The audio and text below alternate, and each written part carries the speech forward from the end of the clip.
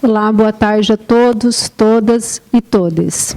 Eu quero agradecer aos organizadores por ter aceito o trabalho, a todos do CEDISC, o carinho na recepção que a gente recebeu, a generosidade com os equívocos, principalmente com os meus equívocos. Muito obrigada. Faço parte de um grupo de pesquisa, que é o GPOM, que é um grupo de políticas e mídias, que é coordenado pela minha orientadora, a professora Maria Célia Cortes Passetti.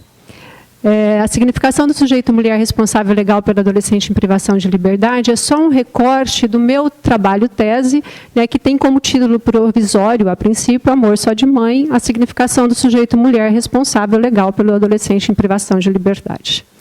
Meu interesse de pesquisa se deu porque eu faço parte do corpo docente da Docência, que é um centro de socioeducação na cidade de Maringá, e que trabalha junto com, coordenado junto com o CEBEJAS, que é o Centro Estadual de Educação de Jovens e Adultos, e eu faço parte desse corpo docente, então trabalho lá dentro dessa unidade. Aí está a fotografia da unidade, para vocês terem uma ideia de como é que funciona o Centro de Socioeducação.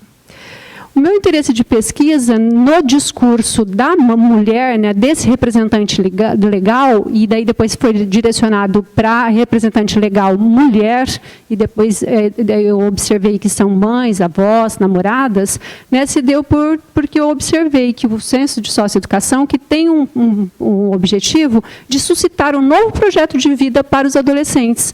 E esse novo projeto de vida exige com que os professores, os técnicos, e os responsáveis possam fazer reuniões e visitas no finais de semana, fazer ciclos restaurativos para que esse objetivo se efetive.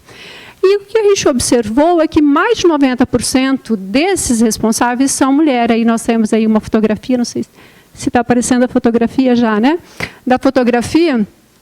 É uma fila onde as mães estão numa fila de almoço, e a maioria mulher, nós temos só um homem aí, que é só um pai, e os demais todos são mulheres. Eu cobri o rosto dos adolescentes, então tem o adolescente e o representante legal, que são as mulheres, só para vocês terem uma ideia de que, de fato, são mais de 90% dos responsáveis legais do gênero feminino. Meu arquivo que eu construí, eu fiz 25 entrevistas, gravei 25 entrevistas com as mães, que foi uma conversa, na verdade, e 2 reuniões pedagógicas e 84 questionários socioeconômicos, autorizados pelo SEJU e pelo Comitê de Ética também. Bom, daí eu construí o meu trabalho, mas o objetivo, em 5 capítulos, mas o objetivo principal mesmo do trabalho é observar a imagem que esta mãe, que é esse representante legal, enquanto mulher, enquanto mãe, ela faz de si, enquanto responsável por esse adolescente, nesta unidade de socioeducação. E como é que ela faz essa imagem de si, quando ela está fazendo referência à socioeducação, que conceito ela tem a respeito da socioeducação, que conceito ela tem a respeito do adolescente, quem é o adolescente de fato para ela, e os adolescentes que estão nesta unidade, e sobre o ato infracional cometido pelos seus. Aqui, eu trouxe como recorte para este evento apenas a referência que ela faz ao ato infracional. Então, como ela conceitua o ato infracional do adolescente, mostrando um movimento de caracterização e de efeito de sentido em torno da justificativa. Então, eu analisei 3 sequências para este evento, que vai mostrar essa caracterização, então, como este efeito. Então, eu tenho a imagem que a representante faz do ato infracional, e eu dou nomes fictícios para a A1, A2 e A3, que é Mirella, Angélica e Mel, e depois a gente vai colocar esta imagem aí novamente, ok? Então, a primeira diz assim, quando a pergunta é a respeito do ato infracional, ela diz, não é grave nem desgrave, mas eu achei a medida muito justa. Achei porque ele estava precisando. Ele cuspiu no polícia. Daí prenderam ele por desacato. Depois que ele começou com essas má companhia, a gente falava, professora, mas não ouvia. Sempre os outros que têm razão. Se tivesse escutado a mãe dele, e não esses maconheiros, não estava aqui não. Aí, para poder fazer a análise desse recorte, eu fiz um pouco gramaticalmente o que era sujeito, verbo e verificar as regularidades.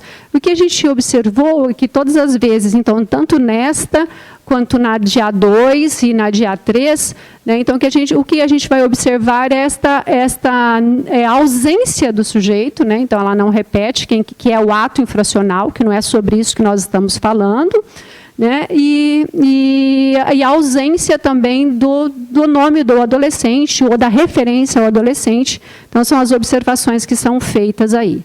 Tá? Então, a gente vai ter... Eu gostaria que vocês deixassem aqui, ó, nesse slide em que parece a imagem que a representante legal faz do ato infracional, que são só os discursos. Volta um pouquinho, por favor.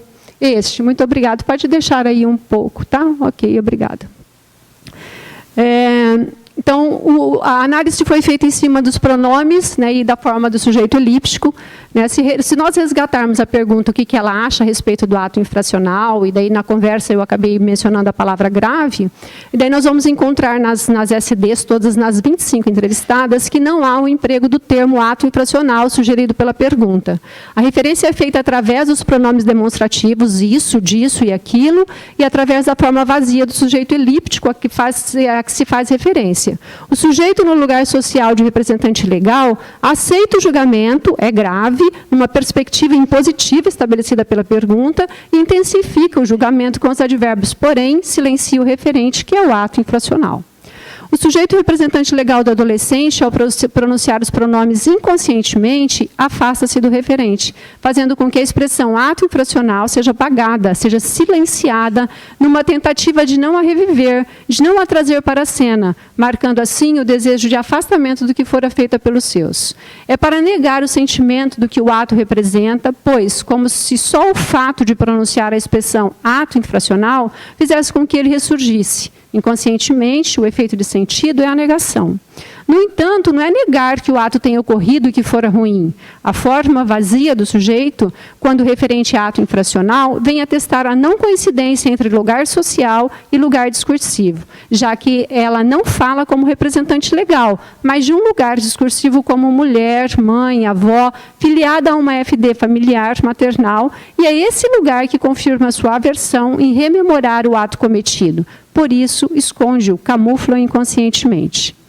Encontramos em Mariani que há uma distância entre um significante e outro, e nessa distância marca-se um vazio. Ao explicar sobre a descontinuidade do significante, a autora cita Lacan e diz que quando tomamos a palavra e falamos, nós o fazemos marcados pelo funcionamento dessa descontinuidade que inclui o vazio, o espaço entre os significantes e traz a marca da distância entre a linguagem e o mundo. Essa descontinuidade marca o encontro do funcionamento da linguagem com o inconsciente. Por isso, a construção com o sujeito elíptico nas SDs, o vazio, a ocultação do sujeito, marca a distância entre a linguagem e a história dessas narrativas. Observamos também a construção das orações com os pronomes de tratamento ele e a forma vazia ao fazer referência ao adolescente. Mesmo sendo considerado pessoa do discurso, numa manobra sobre o efeito da contradição, há a negação dessa pessoa. Não é uma negação propriamente da pessoa do adolescente, mas é a negação de imputar à pessoa o ato cometido. Usando a terceira pessoa, o sujeito passa a ser indeterminado, mesmo que em seu inconsciente, o sujeito, na posição de mãe e avó, saiba que seu interlocutor, B, que é a professora, pesquisadora, saiba de quem estão falando. Mas não pronunciar o seu nome ou a sua determinação, filho, neto, auxilia em seu processo inconsciente de ocultação do que o ato infracional cometido lhe representa e de negação de que for o adolescente quem o cometera. A construção do discurso sendo feita dessa forma, desvela o trauma, que torna o dizer impossível e insuportável. Por isso, o silenciamento, a ocultação, a substituição. Não é grave nem desgrave. Nessa formulação discursiva feita por Mirella, temos a criação de um neologismo que reforça a contradição com o uso do sufixo des, para a negação do adjetivo grave, se pensarmos em termos de paráfrase, sua construção não está errada. Tá? Designa a negação, ação contrária, separação, afastamento.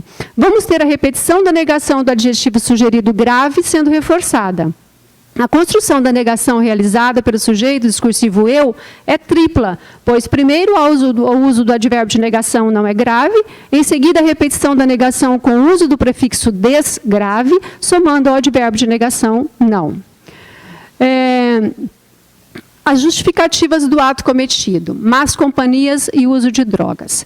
Depois que ele começou com essas más companhias, a gente falava, professora, mas não ouvia. Sempre o outro que tem razão. Se tivesse escutado a mãe dele, e não esses maconheiros, não estava aqui, não. Quando ele estava na igreja, nada disso estava acontecendo com ele, né? Não tinha envolvido com essas coisas, mas a influência do mundo afeta demais, né? Acho que foi as drogas mesmo. Depois que conheceu aqueles meninos, tudo gente ruim. Encontramos nas 3 SDs os sujeitos justificando a presença do adolescente na socioeducação por causa das más companhias e o contato com as drogas. A inserção do efeito de justificativa ocorre com o uso das conjunções subordinadas temporais, depois que e quando. Nesse processo discursivo, há que se observar o pré-construído proposto por Paul Henry, que é a designação construída anteriormente, aquilo que está fora, que é externo, mas que é consensual. A socioeducação não é um lugar para quem não dá problemas, para os bons, é lugar para as más companhias e para quem faz uso de substâncias psicoativas. A construção dessa designação não é feita de forma transparente, é uma referenciação realizada através do advérbio aqui, ao que o sujeito de discurso consensua com o historicamente produzido sobre a socioeducação. O pré-construído está presente na imagem que ela faz da socioeducação, que é o lugar de pessoas ruins, de maconheiros, enquanto ouvia a família, que é a mãe, a avó, o filho, o neto, tinha uma vida boa e não dava problemas. Passou a deixar de ouvi-los e a ouvir as más companhias, as amizades, o quando e o depois que, e acabou por dar problemas e a chegar aonde está, que é aqui, que é o sense. Assim, o lugar socioeducativo se configura em um espaço de delinquência, em um espaço de pessoas más. A imagem que A faz de si, né, dentro dessa EFD maternal, é de boa conselheira, boa educadora, de religiosa. Tá? Então, essa imagem está atravessada, né, a imagem que ela faz de si está atravessada pela imagem que ela faz, né, quando ela faz do ato infracional. A imagem que A faz de A aparece com o uso da subordinativa concessiva, se e quando, com valor de se.